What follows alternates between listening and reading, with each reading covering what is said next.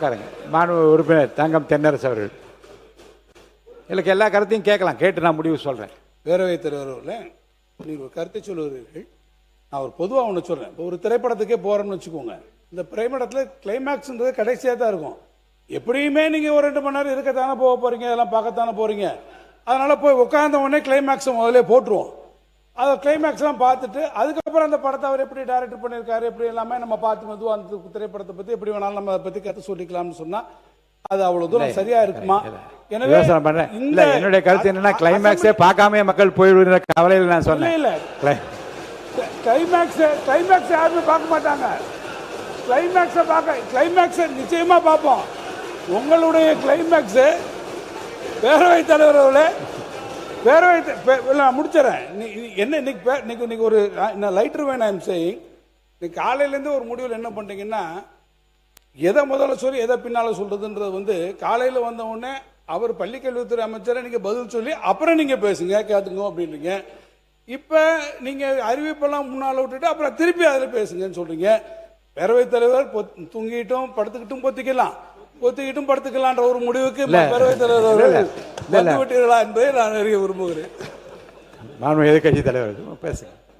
பேரவைத் தலைவர்களே, நம்முடைய முன்னாள் அமைச்சர் சட்டமன்ற உறுப்பினர் தங்கம் தென்னரசு சொன்னது போல, நீங்கள் தேட்டருக்கு போனோடனே கிளைமேக்ஸை போட்டுட்டீங்க, அதுக்கப்புறம் வேணுங்கிறவங்க இருந்து பாருங்க அப்படின்னு அவர் சொன்னார். நீங்கள் சொன்னீங்க மக்கள் கிளைமேக்ஸ் என்னன்னு தெரியாம போயிடுவாங்களோ அப்படின்னு. படம் நல்லா இருந்தால் மக்கள் உண்மையாக இருந்து தேட்டரில் கிளைமேக்ஸ் வரைக்கும் பார்ப்பாங்க. நீங்கள் சொல்கிறத பார்த்தா இந்த படம் எப்படியும் ஓடாது, இந்த படம் நல்லா இருக்காது, அதனால் முதலே கிளைமேக்ஸை போட்டுருவோம் அப்படின்னு சொல்கிற மாதிரி இருக்குது. மாண்பு சமூகத்தில் அமைச்சர் சொல்லுங்க. மாண்புமிகு பேரவைத் தலைவர் அவர்களே, இப்பெல்லாம் படங்கள்ல 2 கிளைமாக்ஸ் இருக்கு. முதல்லையும் கிளைமாக்ஸ் இருக்கு, பின்னாடியும் கிளைமாக்ஸ் இருக்கு. எப்போ ஒரு மாற்றத்தை விரும்ப வேண்டும், மாற்றங்கிறத விரும்பணும். நீங்க ஆட்சி மாற்றத்தையும் விரும்ப மாட்டீங்க, நடைமுறை மாற்றத்தையும் நீங்க விரும்பல அப்படின்னா எப்படி அது சரியா இருக்கும்? அறிவிப்புகள் ரொம்ப முக்கியமானதாக தான் நான் பார்க்குறேன். நான்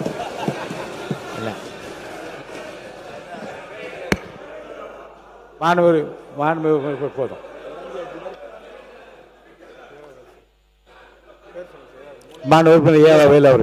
மாண்புமிகு பேரவைத் தலைவரே, இதில் இன்னொரு சங்கடம் இருக்குது. அமைச்சராக இருக்கிறவங்களுக்கு சங்கடம் இருக்குது, எங்களுக்கும் சங்கடம் இருக்குது.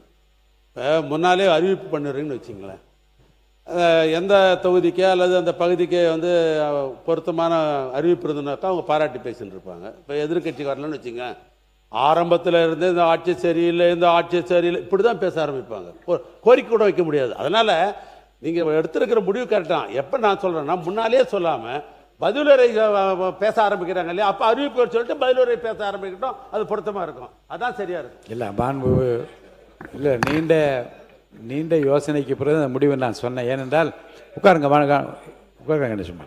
அதாவது 4-5 மானிய கோரிக்கைகளில் அதுக்கு அடுத்த நாள் வந்த செய்தித்தாள்களை நான் பார்த்தேன், தொலைக்காட்சி வந்த விவரத்தையும் பார்த்தேன். அதில் முக்கியமான சில அறிவிப்புகள்லாம் விட்டு போயிருந்தது. ஏனென்றால் இங்கே மாண்பு அமைச்சர்கள் புத்தகமாக கொடுத்தாலும் கூட பேசுகிற போது எடுத்து சொல்லுகிற அந்த விடயங்கள் தான் தொலைக்காட்சியிலும் வருகிறது, பத்திரிகையிலும் வருகிறது. ஏனென்றால் எல்லா பத்திரிகை ஊடக நண்பர்கள் அத்தனை பேர் எல்லாவற்றையும் படித்து பார்த்து விட்டும் எழுதி வரக்கூடிய வாய்ப்புகள் குறைவாக இருப்பதாக என் மனதிலே பட்டது. என்னை பொறுத்த வரைக்கும் அறிவிப்புகளிலே என்ன இருக்கிறது என்பதை பற்றி உறுப்பினர்கள் பேசுவதற்கான வாய்ப்பும் கிடைக்கிறது. இந்த புதிய அறிவிப்பில் என் ஊர் ஏன் விட்டுவிட்டது என்றும் கேட்கலாம். உதாரணத்துக்கு மீன்வளத்துறையிலே இந்த நாகப்பட்டினத்தை செய்திருப்பதை என் தொகுதியில் ஏன் தரவில்லை என்று கடலூரை சேர்ந்தவரும் கேட்கிற வாய்ப்பும் வரும். புதிய அறிவிப்புகளை பார்த்து படித்து விட்ட பிறகு எல்லா உறுப்பினரும் பேசி முடிந்த பிறகு அவர் பதிலுரை சொல்லுகிற போது அறிவிப்புகளில் இருக்கிற விஷயங்களை பற்றி உறுப்பினர்கள் பேசக்கூடிய வாய்ப்பை இழந்து விடுகின்ற காரணத்தினாலே அறிவிப்புகளை முதலில் வெளியிட்டு பேசுவதுதான் பொருத்தம் என்று நான் கருதுகின்றேன். அதன்படி நடைமுறை தொடரட்டும். மாண்புமிகு அமைச்சர், மானிய கோரிக்கைகளும் வெட்டு தீர்மானம் வெட்டு தீர்மானம் பேரவை முன் விவாதத்தில் வைக்கப்பட்டுள்ளன. அமைச்சர் முன்னுரையாக ஏதாவது கூறலாம். மாண்புமிகு சமூக நீதித்துறை அமைச்சர் அவர்கள்.